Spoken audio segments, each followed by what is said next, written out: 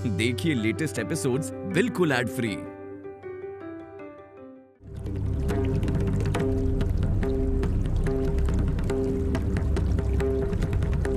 तुलसी, तुम रुको, मैं आती हूँ।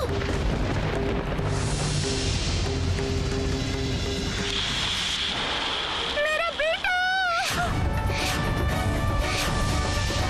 हर साल कितने लोग इस गंगा मां के जल में बह जाते हैं।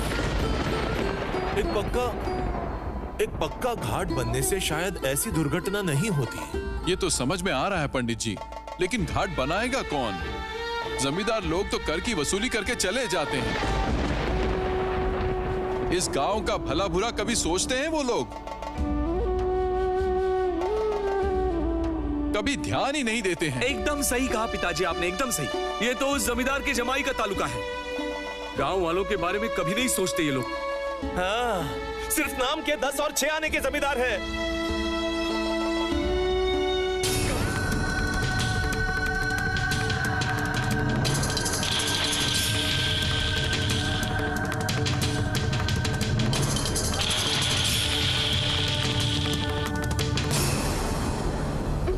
नहीं बचा सकी, आखिर मैं नहीं बचा सकी।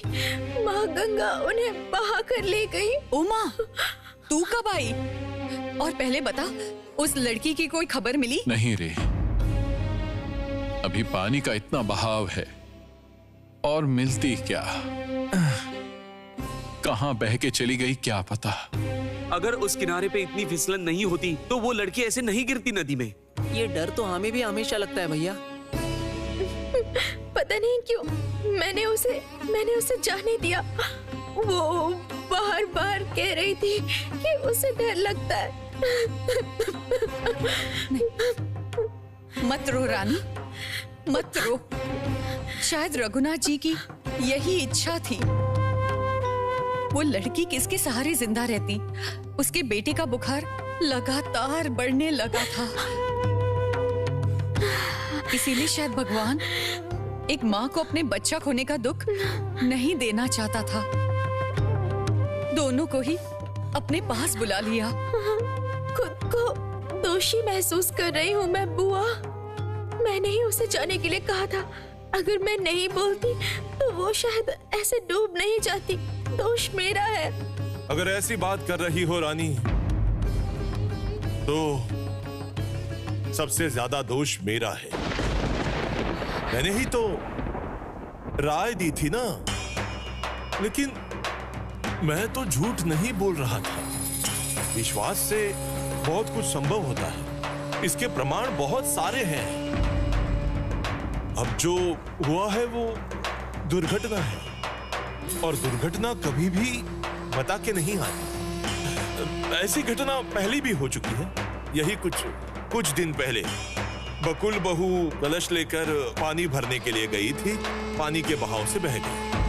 इससे पहले सदाशिव काका जाल फेंकते समय फिसल के पानी में गिर गए और पानी के तेज बहाव में बह गए। ये तो आए दिन की घटना है। तू यहाँ रहती नहीं है, इसीलिए तुझे पता नहीं। इस गांव के सारे घाट नदी के गर्भ में समा गए हैं। नदी के किनारे जो काम करना है, गांव के लोग 4 कोस पैदल चल के निश्चिन्त गांव में जाके काम करते हैं। लेकिन ये गंगा मैया हमारे गांव में भी बहती है।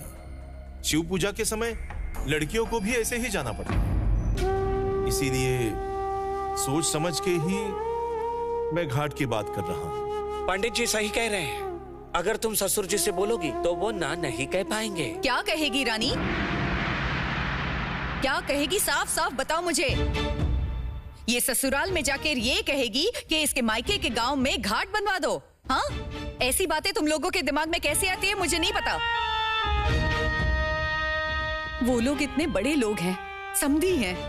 हमें तो हर हाल में उनकी सेवा करनी चाहिए, उल्टा वो नहीं, उनके आगे हाथ फैलाएं। अजीब मांग है तुम लोगों की। ओ बुआ, आप गुस्सा क्यों कर रही हैं? यहाँ तो सब लोग गांव के भले की बात सोचकर कह रहे हैं ना। ए, तो चुप हो जा। इन सब बातों में पड़ने की जरूरत नहीं, समझी? खबरदार रानी, इस बारे में तेरे ससुराल में जाकर कोई बात मत करना। 2 दिनों के लिए या भाई दूज के लिए आई है, वो हो जाने के बाद अपने घर वापस जाना। समझ गई? ओ बुआ, एक बार मेरी बात तो सुनिए। मुझे कोई बात नहीं सुननी है। याद रखना रानी, तू उस घर की बहू है, मालकिन नहीं है। उस घर में फैसला लेने का हक सिर्फ तेरे ससुर जी का और तेरी सासू माँ का है। समझ गई? किस हिसाब से तू उनके साथ ये सब बातें करेगी? हाँ, मुंह में ताला लगा के रखना, ये मैं बता देती हूँ रानी, नहीं तो बहुत बुरा हो जाएगा।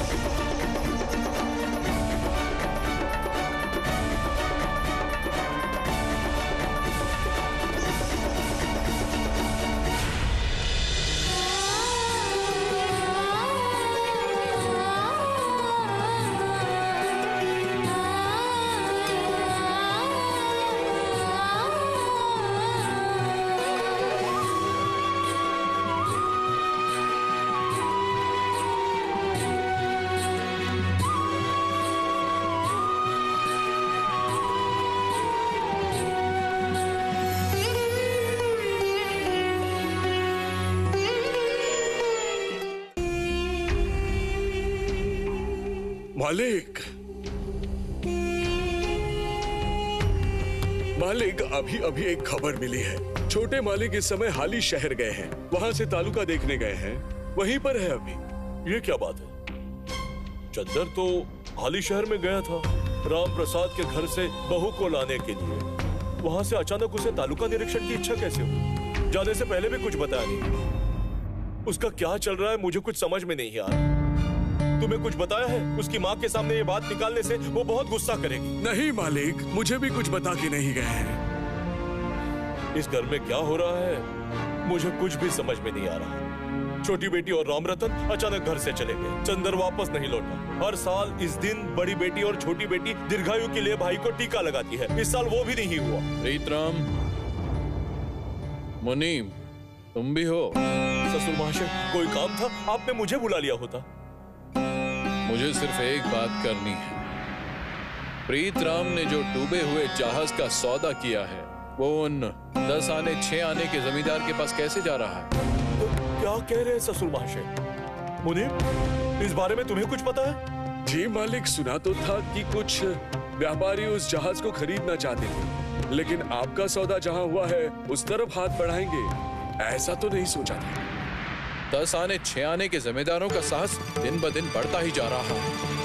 वो लोग ब्राह्मण हैं, उनको यज्ञ सामान हम लोग जरूर देंगे, लेकिन अगर वो हमारे व्यवसाय में दखल दें, ये तो सहन नहीं किया जा सकता। ये तो जानबूझ के परेशान करने वाली बात है।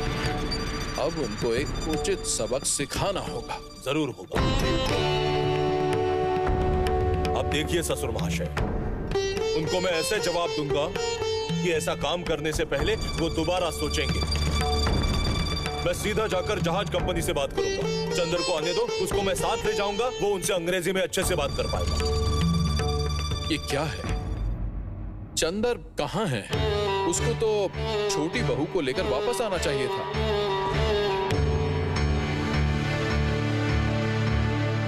सुन रहे हैं?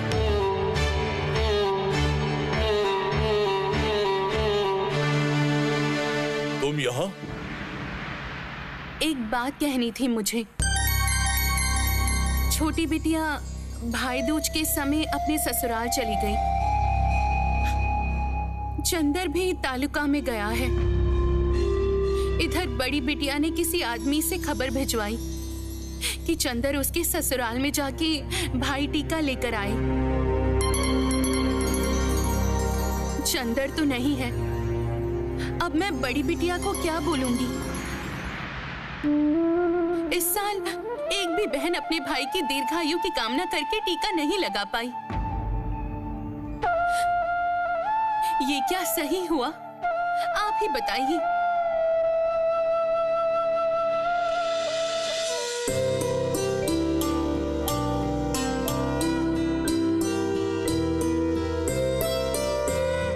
भाई के माथे पर लगाया टीका, यम के द्वार में गिरा कांटा। जमुना लगाती है यम को टीका, मैं लगाती हूँ भाई को टीका। अरे बस बस बस रानी, बताओ तुम्हें क्या आशीर्वाद दूं मैं? तुम्हारे पास तो सब कुछ है और मैं तुम्हें क्या दे सकता हूँ? ओ माँ, ये क्या बात हुई राम? रानी के पास सब कुछ है, इसलिए भाई होने के नाते तू इसे आशीर्वाद भी नहीं देगा? देख रानी, भाई दूज के दिन बहन भाइयों की मंगल कामना करती है, और जब टीका लगा रही है तो तू भी चाहती है ना कि तेरे भाई सुखी रहे, खुश रहे। ये तो मैं हमेशा चाहती हूँ छोटे भैया।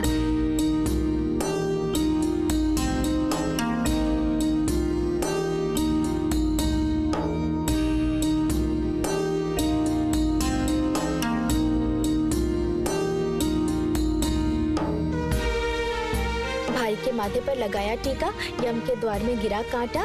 यमुना लगाती है यम को टीका, मैं लगाती हूँ भाई को टीका। खुश रहे, खुश रहे। बस बस बस रानी, सच में अगर तू अपने भाइयों का इतना भला चाहती है तो फिर बोलना एक बार जीजाजी से कि उनके कारखाने में हमें भी कोई छोटी मोटी नौकरी दे दे। उन्होंने तो पिताजी से वादा भी किया था। राम, क्यों पुरानी बातें कर रहा है? जब रानी नहीं चाहती है तो रहने दे वो सब बातें। तुम लोगों का लालच देखकर मुझे हैरानी हो रही है। ये लड़की एक दिन के लिए अपने मायके आई है और इसी बीच सब उससे मांगे जा रहे हैं। क्यों रे? बेटी के ससुराल का दान लेकर हम जिंदा रह पाएंगे? ऐसी चीज बोलने से हमारे सम्मान की हानि नहीं होगी। देखिए बुआ जी, हम लोग तो उस तरह से कोई सहायता नहीं ले रहे हैं। उनके कारखाने में तो कितने लोग काम करते हैं, हम लोग भी वहाँ काम करेंगे और मेहनत न लेंगे। और जीजा जी तो राजी ही थे ना। इससे हमारी बेटी का सम्मान रहेगा और दामाद जी ने कहा है इसलिए हमें ये काम करना है। दामाद जी तो देवता जैसे हैं, लेकिन इसके लिए कभी भी कुछ भी उनसे मांग लेना तो अच्छी बात नहीं है ना।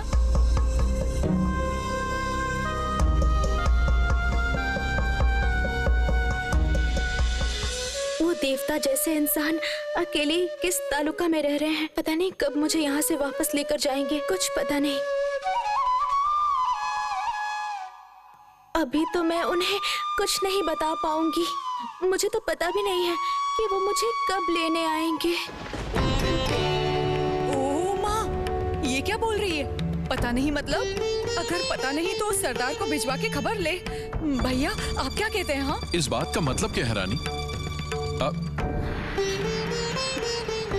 अच्छा रानी, दामाद जी के साथ तेरा कोई मन मुटाव या झगड़ा तो नहीं हुआ है? वो गुस्सा होके या अपमानित महसूस होके तो नहीं चले गए? ए बेटी, मुझसे कुछ मत छुपा, खुल के बता। वो ऐसे ही किसी को बिना कुछ बताए चले गए, क्यों? माँ जी, आपने मुझे बुलाया? बड़ी बहू, मुझसे तुम क्या छुपा रही हो? सच बताओ, क्या बात है? बताओ मुझे क्या हुआ है? मेरी बहुत उम्र हो गई है बड़ी बहू, ये सब मुझे और अच्छा नहीं लग रहा है। मुझे सब समझ में आ रहा है। चंदर और छोटी बहू के बीच जरूर कोई बात हुई है, मुझे ये समझ में आ रहा है। लेकिन अपना सम्मान बचाने की वजह से मैं वो बात पूछ नहीं पाई। बड़ी बहू, मुझे पता है, तुम्हें सब कुछ पता है। क्या हुआ है बताओ? माँ जी, मैं इस बारे में क्या बताऊं? तुम ही तो बताओगी बड़ी बहू, तुम ही तो बताओगी मुझे। अगर तुम इस तरह से मुंह बंद रखती हो तो इस घर गृहस्थी में अशांति और बढ़ेगी। क्या ये तुम्हें समझ नहीं आ रहा है? तुमने तो अपनी आंखों के सामने देखा है कि चंदर छोटी बहू को घर वापस लाने के बजाय तालुका निरीक्षण के लिए चला गया। छोटी बिटिया दामाद घर छोड़कर चले गए, वो भी एकदम भाई दूज से पहले। मेरा दिल कह रहा है कि इसके पीछे जरूर कोई बड़ा कारण होगा और तुम्हें सब कुछ पता है। बड़ी बहू, मुझसे कुछ मत छुपाना। क्या हुआ है मुझे बताओ। अगर तुम नहीं बताओगी तो मुझे कैसे पता चलेगा? बताओ, सब कुछ खुल के बताओ मुझे। सुनो बड़ी बहू, मेरी बात सुनो। मैं तो तुम्हारी माँ समान हूँ ना। मुझसे कुछ भी मत छुपाना बड़ी बहू, मुझे सब कुछ साफ साफ बता दो। क्या हुआ है? सुनो बड़ी बहू, तुम्हें बताना ही पड़ेगा, और अगर तुम नहीं बताती तो तुम मेरा मरा हुआ मुंह देखोगी, ये मैं तुम्हें कह देती हूँ। ये आप क्या कह रही हैं माँ जी? आप सिर्फ मेरी माँ समान नहीं है, आप तो मेरी माँ है। अपनी माँ को मैंने कितना देखा है बताइए तो। मैं बचपन में ही इस घर में बहू बनकर आई थी और तब से मैं आपको ही मेरी माँ मानती हूँ। अगर मन ही मन यही मानती हो तो बताओ क्या हुआ है? ये अशांति मुझसे और सहन नहीं हो रही है बड़ी बहू। ये अशांति मेरी जान लेने वाली है, मेरी जान लेने वाली है। माँ जी मैं आपको सब बताती हूँ, सब कुछ, लेकिन छोटी बहू ने मुझे बताने को मना किया है। माँ जी, छोटी ननद जी और दामाद जी ने छोटी बहू और देवर जी को अलग करवाने के लिए काला जादू किया था।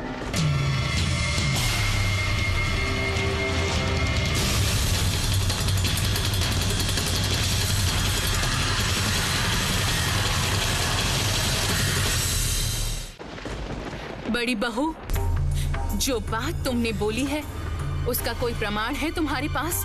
बताओ, कोई प्रमाण है तुम्हारे पास? नहीं, छोटी बिटिया कभी ऐसा काम नहीं कर सकती। मैं तुम्हारी बातों का विश्वास नहीं करती। छोटी बिटिया किसी भी हाल में ऐसा काम नहीं कर सकती, कभी नहीं। माँ जी, छोटी बहू ने कहा था कि आपका इस बात पर विश्वास करना मुश्किल है, इसलिए बताने के लिए मना किया था। लेकिन माँ, सच तो आखिर सच ही होता है। किसी ना किसी दिन असली सच तो सबके सामने आ ही जाएगा ना।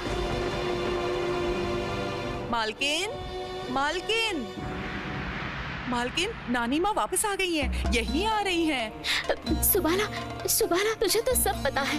तू माँ जी को बता ना, तूने छोटी ननद जी को देखा था ना तांत्रिक के पास जाते हुए। सुबाला, जो सच है, जो तुझे पता है वही बता। मैं सच जानना चाहती हूँ, और अगर तूने झूठ कहा तो। नहीं मालकिन, मैं झूठ क्यों बोलूंगी बताइए? इतने दिनों से आप लोगों के घर का नमक खा रही हूँ। हमारी बड़ी बहू सच कह रही हैं, मैंने खुद अपनी आंखों से देखा है। माँ जी, और एक बात है, देवर जी के बिस्तर के नीचे मछली का छिलका, सूखा धूल और कांटा मिला था। देवर जी ने खुद ये बात मुझे बताई थी। तब मुझे समझ में नहीं आया था कि किसने ये काम किया होगा, लेकिन इतना समझ में आ गया था कि देवर जी पर काले जादू का असर हुआ। इसीलिए चंदर उस समय बैठक के कमरे में रहने लगा। हाँ माँ जी, इसीलिए। लेकिन बहू को ये विश्वास था कि, और उसने कहा भी था कि राम प्रसाद बाबा के घर जाकर पूजा करने से काले जादू का असर खत्म हो जाएगा। और ठीक वैसा ही हुआ माँ जी, वैसा ही हुआ। अब देवर जी बिल्कुल ठीक हो चुके हैं। बहू के साथ बुरा बर्ताव करने के कारण पछतावा भी हो रहा है। अगर ऐसा ही है तो चंदर छोटी बहू को घर वापस क्यों नहीं ले आया है? नहीं बड़ी बहू, तुम लोगों को कहीं तो भूल हो रही है, कहीं तो कोई गलती हो रही है। इसके पीछे और कोई कारण है। हाँ, और कोई कारण है। बड़ी बहू, छोटी बहू की तो उम्र कम है, वो अकेली ही इतना बड़ा काम करने गई है। मैं तो सोच ही नहीं पा रही हूँ। अगर तुम मुझे पहले ये बात बता देती। अरे तो ओ जुगी, ओ जुगी, ये मैं क्या सुन रही हूँ बेटी? क्या सुन रही हूँ? अरे तीर्थ से आते ही मेरे सर पे तो पहाड़ टूट पड़ा। घर की बहू को कैसे तूने उस साधु के घर भेजा बता तो? मैंने सुना है वो साधक राम प्रसाद पंचमुंडी के आसन में बैठ के तंत्र की साधना किया करते थे। अरे वहाँ क्या कोई लड़की जाती है क्या? माँ, अब मेरी बात सुनिए। अब छोटी बहू भगवान के मंदिर में गई किस है। भगवान के मंदिर में गई है वो तो देखेगी। किस भगवान के मंदिर में गई है? काली माँ घर संसार में नहीं रहती हैं, वो रहती हैं शमशान में, उस तांत्रिक के घर में। और हमारे घर में रोज जनार्दन जी की पूजा होती है और उस घर की बहू काली मंदिर में गई है। अरे अरे माँ काली तो मांस खाने वाली देवता है, मांस खाने वाली देवी है वो खून चाहती है। हाय हाय हाय हाय हाय, अभी क्या सत्यानाश हो गया पता है क्या? ओ भगवान जी, आप इनके दिमाग में थोड़ी बुद्धि नहीं डाल सकते? माँ, सुनिए, आप थोड़ा शांत हो जाइए, थोड़ा शांत हो जाइए, सब ठीक हो जाएगा, ठीक हो जाएगा। कैसे शांत हो जाऊँ बताओ तो? कैसे शांत हो जाऊँ मैं? हाँ? मुझे तो साफ दिखाई दे रहा है इस घर परिवार का बड़ा सत्यानाश होने वाला है। रक्षा कीजिए भगवान, रक्षा कीजिए, रक्षा कीजिए।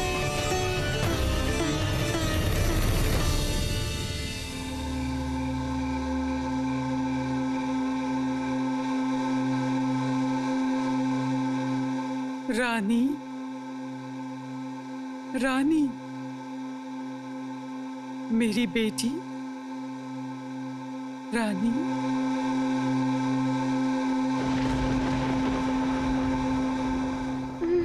माँ, माँ आप, माँ, ओ माँ, आप रो क्यों रही हैं माँ? गांव के लोग तेरे पास बहुत आशा लेकर आए थे, तो उनकी वो अर्जी पूरी नहीं करेगी? करना बेटी, एक घाट बनवा दे, तो फिर लोगों को इस तरह से मरना नहीं पड़ेगा। क्या मैं कर पाऊंगी माँ? कर पाएगी, तू कर पाएगी, थोड़ी कोशिश कर, तू कर पाएगी। क्या तू सिर्फ अपने लिए सोचेगी, दूसरों का दुख नहीं मिटाएगी? मैंने तुझसे ऐसी उम्मीद नहीं की थी। नहीं नहीं, ये नहीं हो सकता, ये नहीं हो सकता, नहीं हो सकता। कहाँ जा रही हो माँ? ओ माँ, आप मत जाओ माँ, माँ, ओ माँ, माँ, ओ माँ, क्या हुआ है रानी? तूने कोई सपना देखा है? बोल ना, क्या हुआ है, बता। रघुवीर, माँ मेरे बर्ताव से बहुत दुखी है। सच में तुलसी और उसके बच्चे के मरने के बाद भी मैंने अपने सम्मान के बारे में सोचा। गांव में इतने लोगों के मरने की खबर सुनकर मैंने कुछ भी नहीं किया, चुपचाप रही। सुबह होने में बहुत समय बाकी है, चुपचाप सो जा तू और ये पागलपन दिमाग से निकाल दे। गांव के लोगों की अर्जी पूरा करने के लिए आखिर तो अपने ससुराल से अलग होना चाहेगी क्या? और वैसे भी दामाद जी तुझ पर किसी कारण से गुस्सा है। अभी तो इन सब झंझटों में मत फंस। ओ बुआ, आपको कैसे पता चला कि वो मुझ पर इतनी गुस्सा है? तू अभी भी बच्ची है, बच्ची, इसलिए तुझे समझ में नहीं आ रहा है। जब पति कहता है जितने दिन तुम्हारी इच्छा हो मायके जाकर रहो, इसका मतलब समझना होगा कि वो किसी कारण से बहुत गुस्सा है।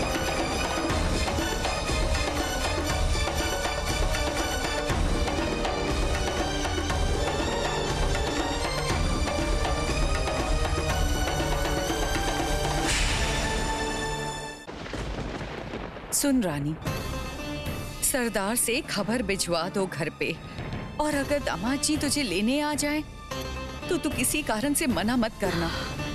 उनके साथ अपने ससुराल लौट जाना और वहां जाकर ऐसा बर्ताव करना जिससे दामाद जी का सारा गुस्सा मिट जाए, और बाकी कोई चिंता मत करना, समझ गई?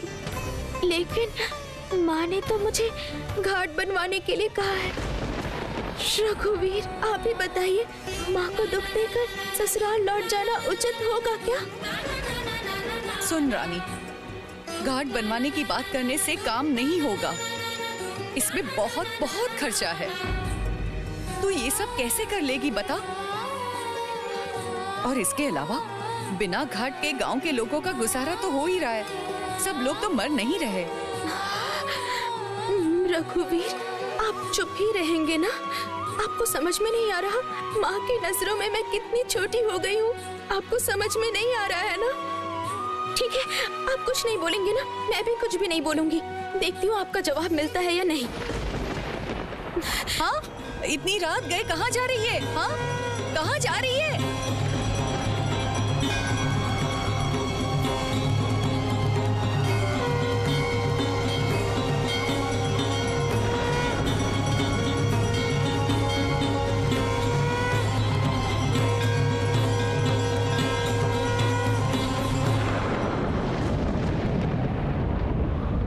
बांस? यहाँ पर बांस किसने रखे हैं? ये तो घाट बनाने के काम आते हैं।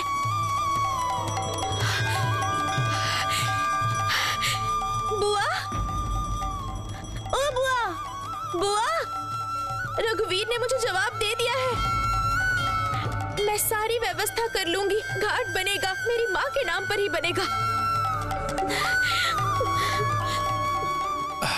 ओ माँ, अरे ये तू क्या कर रही है? बता रानी, अपने गहने क्यों उतार रही है? क्या हुआ? हाँ, देखिए ना भैया। ये क्या? मैं घाट बनवाऊंगी। ससुराल के ये गहने मेरे किसी काम के नहीं हैं। घाट तो जरूर बनेगा, रामप्रिया घाट।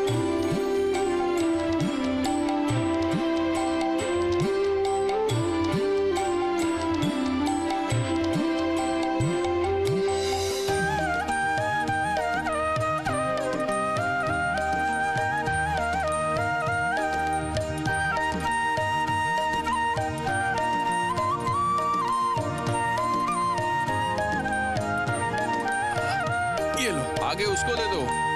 बस बस बेटी, बस बस। भगवान का बहुत सारा आशीर्वाद तुम्हारे सर पर बरसता रहे। तेरी जय हो।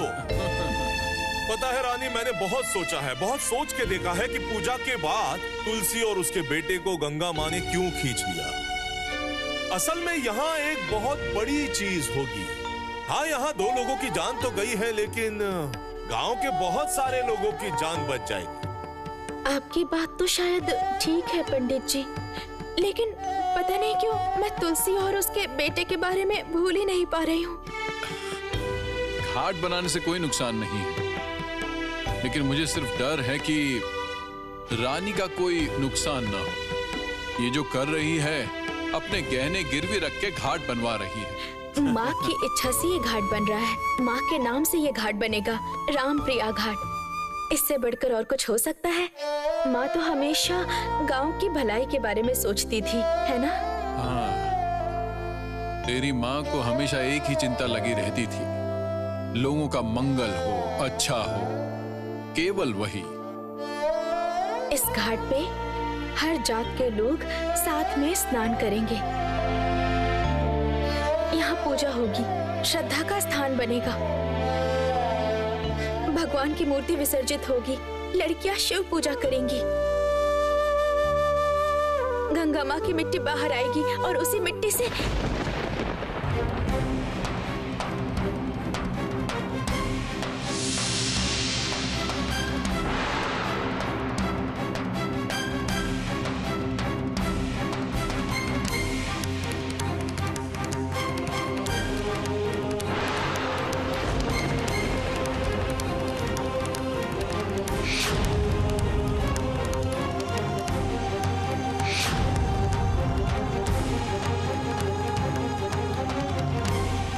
के नाम से घाट बनवाया जा रहा है। उन लोगों की हिम्मत कैसे हुई? नीची जात की होकर ब्राह्मणों के लिए घाट बनवा रही हो। हमारे गांव के जमींदारों की अनुमति लेना एक बार भी जरूरी नहीं समझा? इन महाशय को मैंने पहचाना नहीं। मैं भास्कर न्याय रत्न। आप? मैं संपूर्ण ग्राम पंचायत बारूचो के मुखिया का मुनीम अभयचरण हूं। एक बात ध्यान से सुन लीजिए, बिना मालिकों की अनुमति के यहाँ घाट बनवाना तो दूर की बात है, आप लोग यहाँ पर एक फावड़ा भी नहीं चला सकते।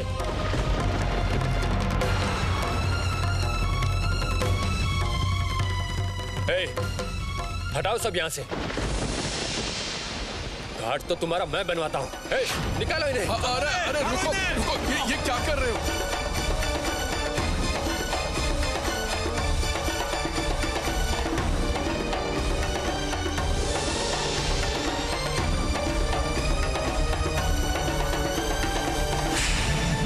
खबरदार। शक्ति रूपेण संस्थिता, शक्ति रूपेण संस्थिता।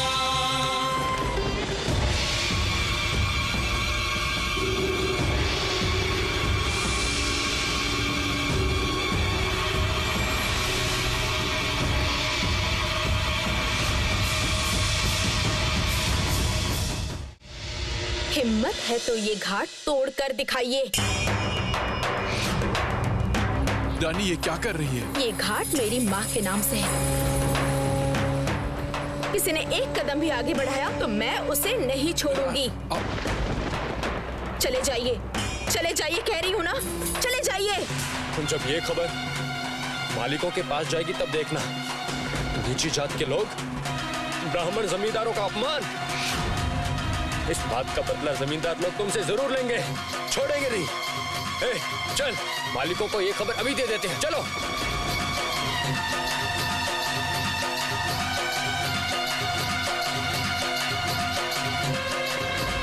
ये क्या किया तूने?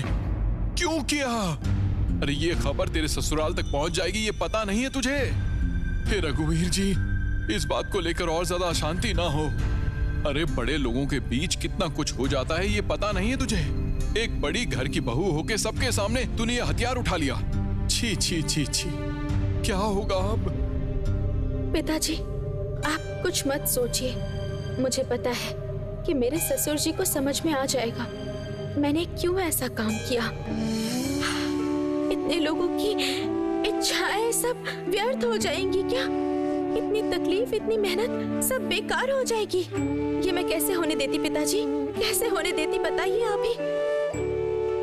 घाट बनेगा, मेरी माँ के नाम पर ही बनेगा।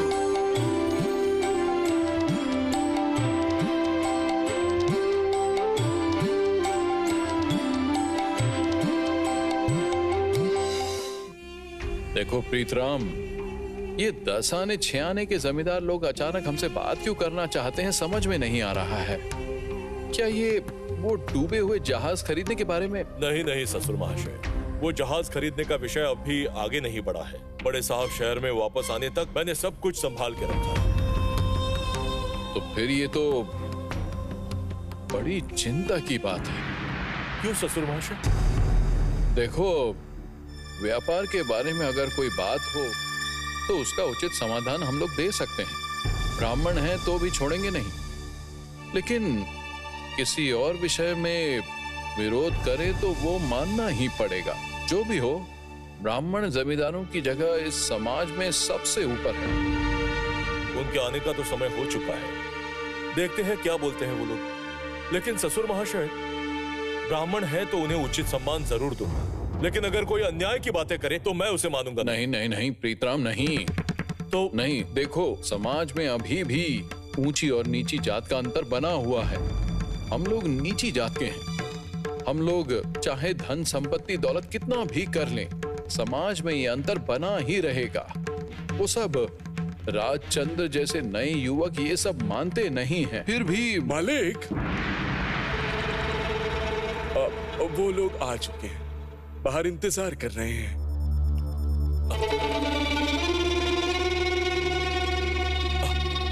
आइए आइए बरूजे महाशय, आइए आइए।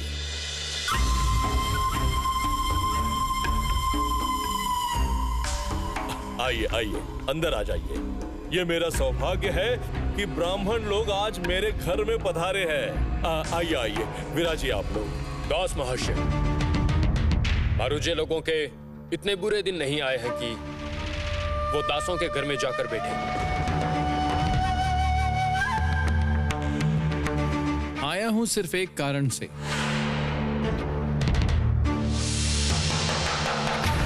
आप लोग समाज में पैसा और संपत्ति के जोर पर थोड़ी सी जगह बना पाए हैं, और आप लोगों को बिना बताए दुश्मनी करेंगे तो ये मुझे उचित नहीं लगेगा और इसलिए आप लोगों को बता के दुश्मनी करूंगा, ये मैंने तय किया है। और यही बताने के लिए मैं इतनी दूर से आया हूं। दुश्मनी? आप लोगों के साथ व्यापार या संपत्ति संबंधित कोई दुश्मनी तो हमारी है नहीं। अगर ऐसा नहीं है तो फिर हमारे ताल्लुका में आप लोग अपना रौब क्यों दिखा रहे हैं?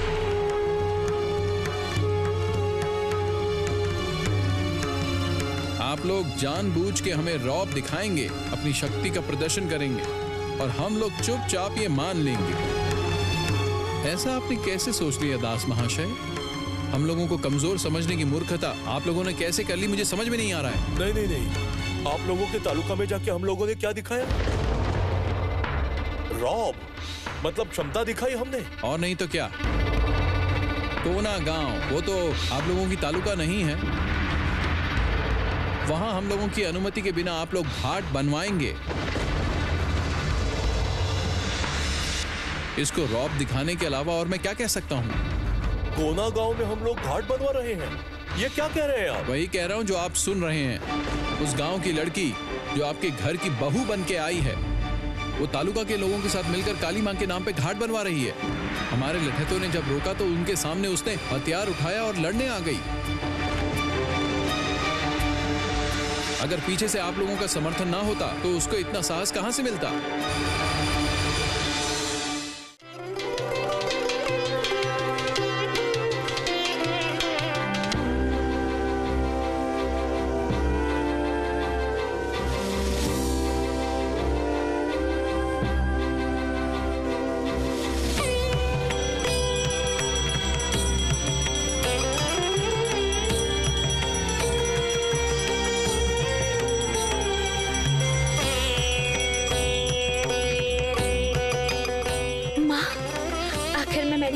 मान ले माँ, आप चाहती थी ना कि मैं गांव के लोगों के लिए पक्की घाट बनवा दूं, वो मैंने कर दिया माँ।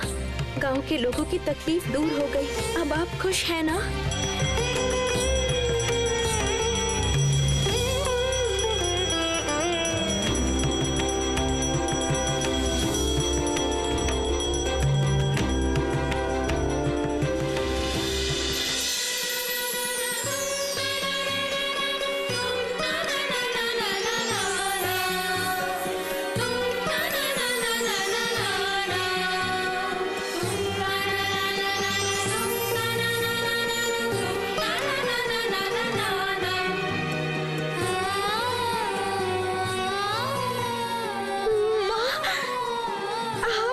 तेरा बनाया हुआ घाट देखने आई हूँ रानी।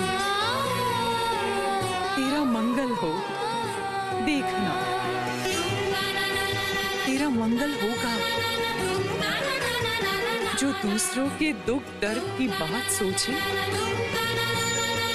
उसके जीवन में दुख और दर्द कभी भी नहीं आ सकता है। हमेशा दूसरों की भलाई के बारे में सोचते रहना। देखना रघुनाथ जी तेरे जीवन के सारे दुख दर्द दूर कर देंगे और मैं तुझे दोनों हाथों से आशीर्वाद देती हूँ।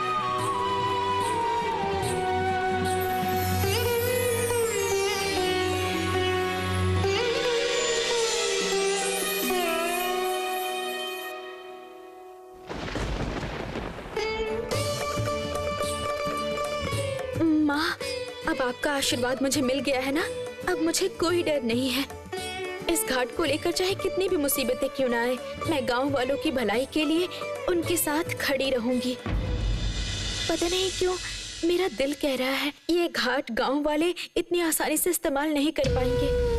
पर जो भी हो, कोई भी शुभ काम इतनी आसानी से नहीं होता, रुकावटें आती हैं। उन रुकावटों को हटा के शुभ काम करना पड़ता है।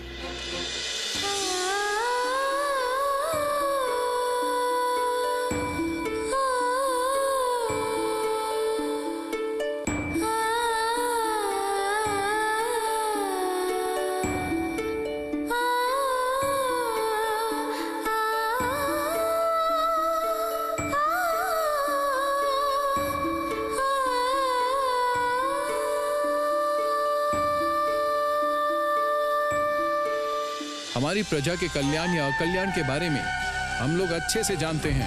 आप लोगों को सोचने की जरूरत नहीं है, पर आप लोगों को देखकर लग रहा है कि आपको इस बारे में कुछ पता ही नहीं है।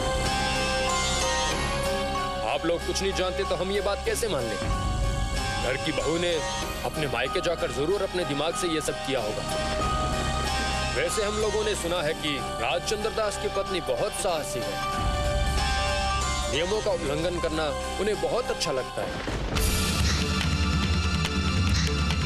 दास महाशय, स्त्री बुद्धि भयंकर होती है, और आप लोग अगर महिलाओं की बुद्धि को इतना महत्व देंगे तो फिर आप लोगों का सर्वनाश निश्चित है, और मैं ऐसा बिल्कुल भी नहीं चाहता।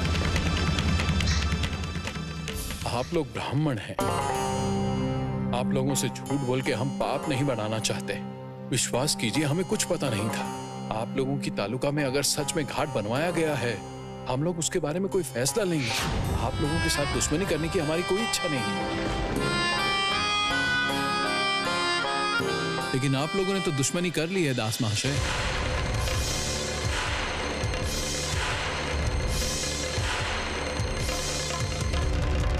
हम तो सिर्फ ये बताने आए हैं कि इस दुश्मनी का जवाब आपको जरूर मिलने वाला है। सही समय पर इसका उचित जवाब देंगे।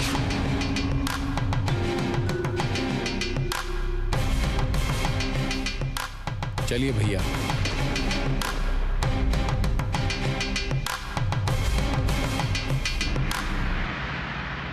आज से आप लोग हमारे दुश्मन हुए। ये बात याद रखिएगा।